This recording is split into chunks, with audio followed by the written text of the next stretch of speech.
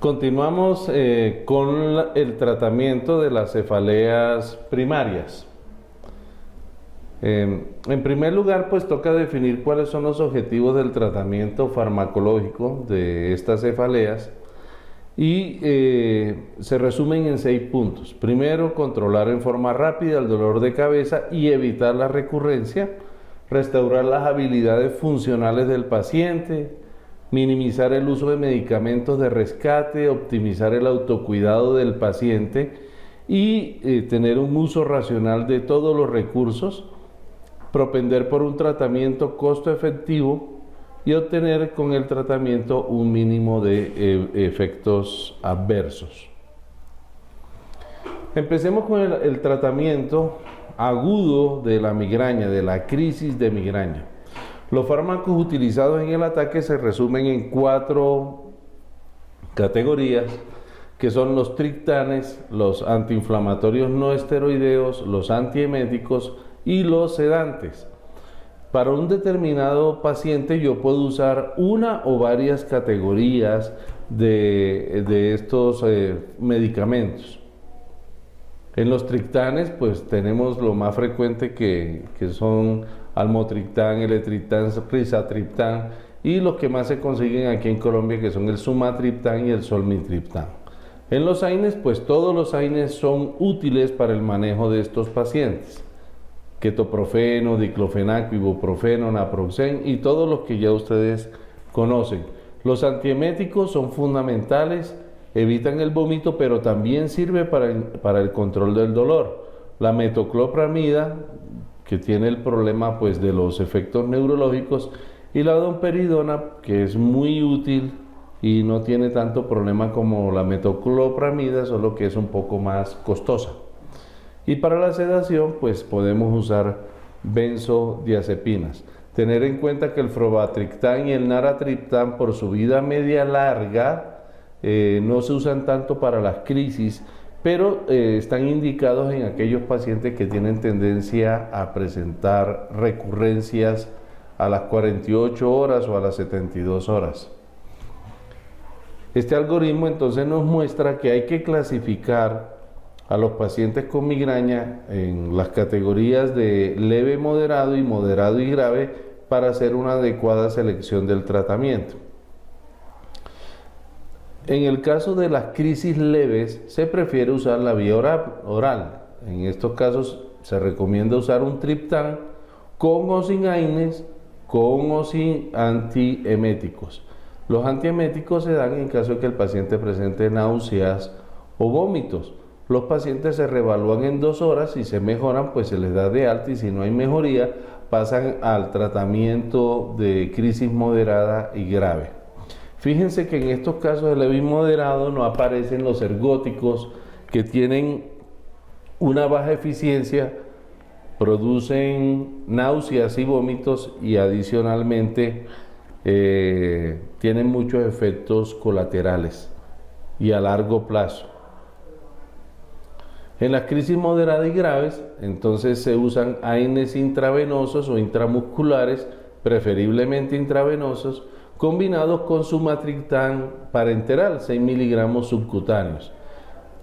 Si el paciente está con emesis, se le daría metoclopramida, teniendo en cuenta también los efectos neurológicos y algunas drogas sedantes que pueden hacer que el paciente duerma, y eso ayuda a que la crisis mejore.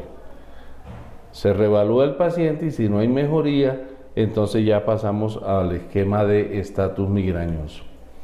En el estatus migrañoso entonces aparecen 4 categorías, que son los esteroides, los sedantes, los antieméticos y los neuromoduladores. En la parte de corticoides, la dexametasona es útil porque evita las recaídas y también nos sirve para el control del vómito. También se puede usar metilprednisolona.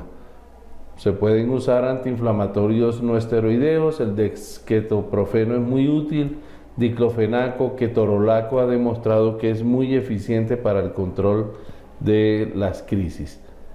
El paciente se le administra un sedante suave, diazepam o clorpromacina, y si está con vómito se puede también combinar con metoclopramida o con ondansetron. En casos ya mucho más graves se puede administrar ácido valproico intravenoso. No se recomienda el oxígeno hiperbárico, los opioides y los ergóticos. No se deben combinar, en caso de que se tome una decisión de usar ergóticos, nunca se deben combinar con triptanes. Entonces, en este tratamiento, aquí vemos que los pacientes que llevan más de 72 horas con cefalea, se les daría una combinación de medicamentos que incluyen AINES parenterales, antieméticos intravenosos, protección gástrica con omeprazol o con ranitidina, hidratación, se le daría un neuroléptico como la clorpromacina, y una benzodiazepina suave también se puede administrar como el diazepam. Se reevalúa el paciente, si no hay mejora, se le administran esteroides, dexametasona 4 a 20 miligramos intravenosos o metilprednisolona. Los esteroides disminuyen también la tasa de recaídas. En pacientes ya que persisten con síntomas se puede utilizar el ácido valproico, o en pacientes con diabetes mellitus se puede usar ácido valproico. Ya otras medidas que son mucho más avanzadas son los bloqueos anestésicos y el uso de neuromoduladores orales como el ácido valproico. Si los pacientes presentan crisis muy frecuentes, más de 3 ataques al mes, o si presenta menos de 3 ataques, pero cada ataque es incapacitante o es muy intenso, o que el paciente presente manifestaciones focales o ataques muy prolongados, es mejor utilizar medicamentos preventivos para disminuir la frecuencia y disminuir la intensidad de las crisis. Los fármacos que se utilizan, los más importantes son el propanolol o los beta bloqueadores, siendo el principal el propanolol, y los neuromoduladores que son el topiramato y el ácido valproico. Otras drogas que son de buena eficiencia que se pueden utilizar, pero son de segunda línea, serían los inhibidores ECA como el lisinopril, candesartán, o antagonistas del calcio como la flunaricina, y en algunos casos también se recomienda el uso de antidepresivos, amitriptilina o venlafaxina. Los que se usan más frecuentes son propanolol y ácido valproico o el divalproato. En el paciente que tiene cefalea tipo tensión, el manejo agudo se hace básicamente con AINES. Cualquiera de los AINES ofrece la misma utilidad. Ya para la cefalea de Horton se recomienda el oxígeno y el sumatriptán, y ya para el manejo preventivo se usa el verapamilo, litio, topiramato y ácido valproico para la cefalea en racimos. En la hemicrania paroxística la indometacina es excelente como preventivo, y en la cefalea tipo SUNT la lamotrigina.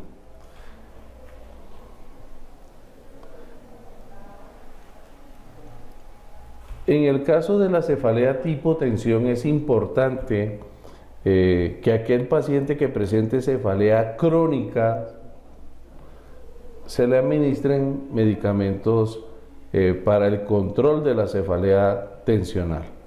La amitriptilina y la nortriptilina son la primera elección, pero se puede usar mirtazapina, venlafaxina y clorimipramina. Todas estas drogas tienen eficacia, pero la acción puede demorarse por encima de 3 semanas para empezar a notar un beneficio. Las dosis deben empezarse con dosis bajas para irlas incrementando gradualmente según la tolerancia del paciente. La amitriptilina tiene el problema pues de la somnolencia que produce.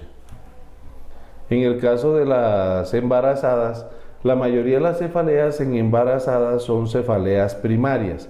Hasta el 90% de las cefaleas son primarias en embarazo, pero ese 10% que no es primaria se debe tener un alto nivel de sospecha porque es producida por condiciones muy graves, por ejemplo una hipertensión inducida por el embarazo, por ejemplo una trombosis de senos venosos o una hipertensión intracraniana benigna, etcétera. Todas estas condiciones producen cefalea, son condiciones delicadas y siempre deben tenerse en cuenta en la evaluación de estas pacientes.